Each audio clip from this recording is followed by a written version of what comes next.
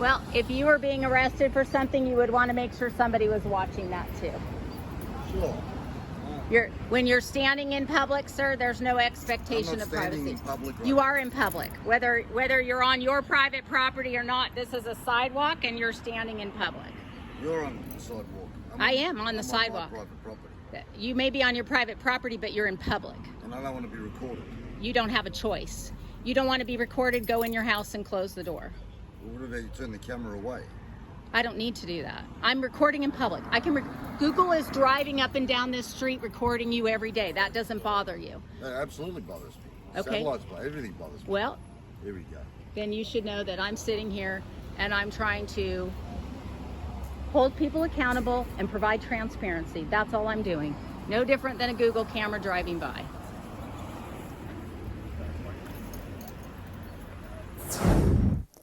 This is Susan Bassi, and if you're watching television lately, you may see an incident just like this one unfold in your own community. Because appearances of police officers searching homes, arresting your neighbor, and sitting them on the curb outside their home make us fearful that crime is escalating. But these are not the crimes that are the most dangerous to our society. That would be white-collar crime, public corruption, police misconduct, invasion of privacy, and yet those are not the crimes where the police make arrests or even know how to investigate. In fact, they don't even respond when you try to report those crimes. Those are the crimes that we need district attorneys to prosecute, and they rarely do. Those are the crimes that are the most harmful to our society. And so when we get cameras recording on the street and people knowing how to investigate those kinds of crimes, that's when we will truly be able to make our society transparent, accountable, and safer.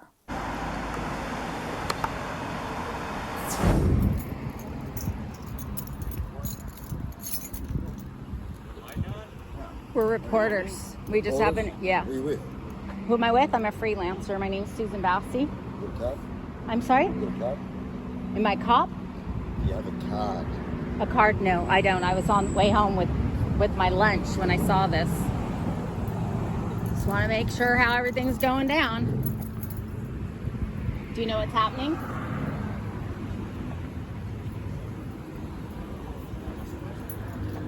What's that? Did I say anything? I'm sorry? Am I supposed to know? No, it's your neighbor. I just thought you'd be interested. Get out of the street. Get out of the street. Get out of the street.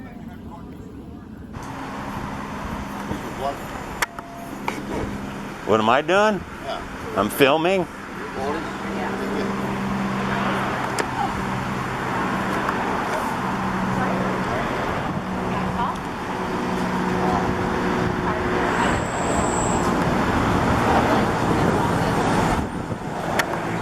Make sure how everything's going down. You know what's happening?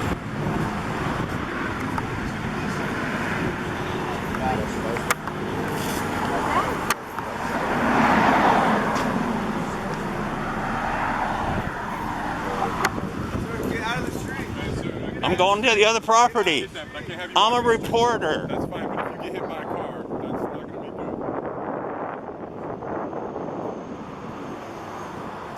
Crime scene further out. What's that? I'm talking to you. Crime scene further out to the corner. So we're going to expand this crime scene over the corner. So if you could do me a favor, just go stand on the corner. You can record from there.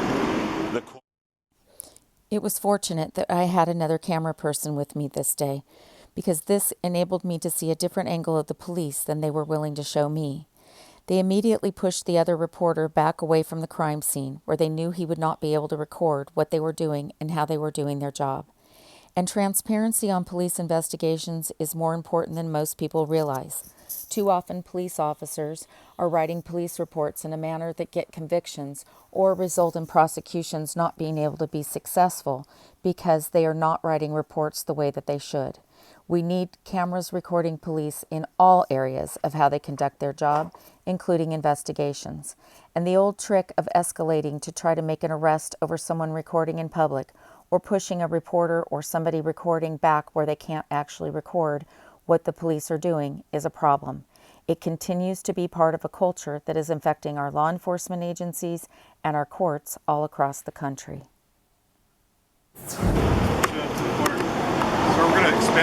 scene over the corner, so if you could do me a favor, just go stand on the corner, you can record from there. The corner? Yeah, from the street corner. It was the other property a minute ago. It's an active crime scene that we're pushing out due to issues like this. So you're interfering Wait, with our issues like me recording? You're kind of interfering with our investigation. Yeah, and I don't want to do that because I know the law. I know the law. So you can record all you want. I don't want to Just do it from a interfere. distance, so you don't But you've got to give me, you know, my space too. Yeah. You can't just So throw me you down go 3 to the corner. blocks. Yeah, so you can go down to the corner. We're throwing you down 30 feet. Okay, to the corner? Yeah, to the street corner right here. Like right around where that fire hydrant is. Yep. So he's going to put up the tape on that side of the tape, please. So if you would kindly. Okay. All right, thank you, sir.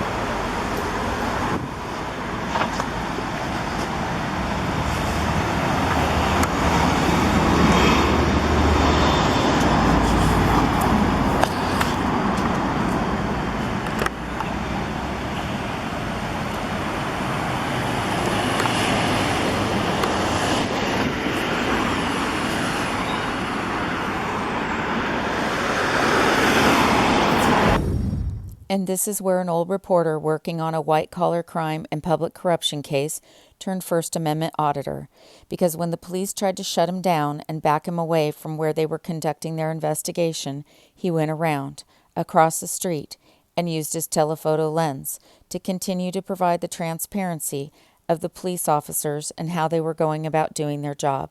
Because this is the kind of transparency we all need to demand, whether we're the crime victims of this crime or whether we are the people who are being arrested and face prosecution, because we need to make sure that the entire process is fair and transparent so that we know that justice is served and that people are doing their job the way they're supposed to.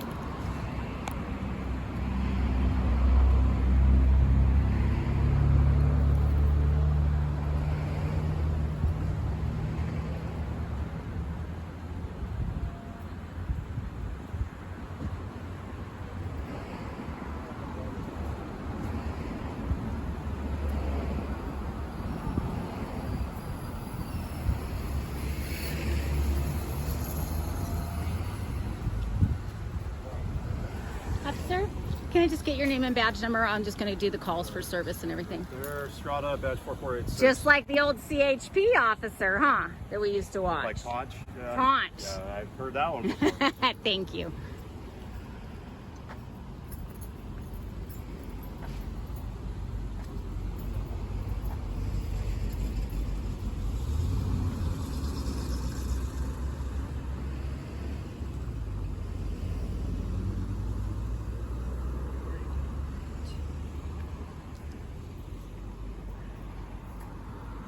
Atta boy.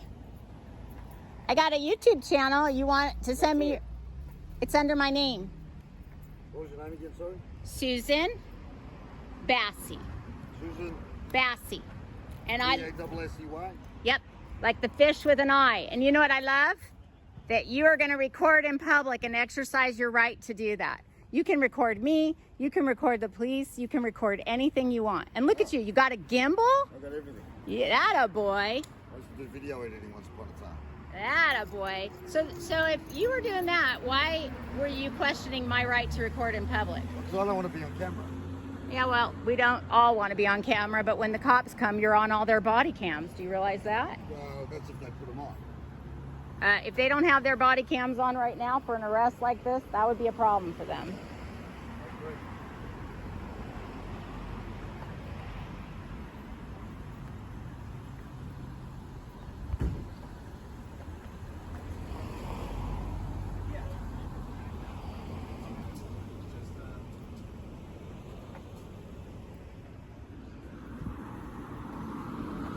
You know, if more people would do this, we'd have probably less problems.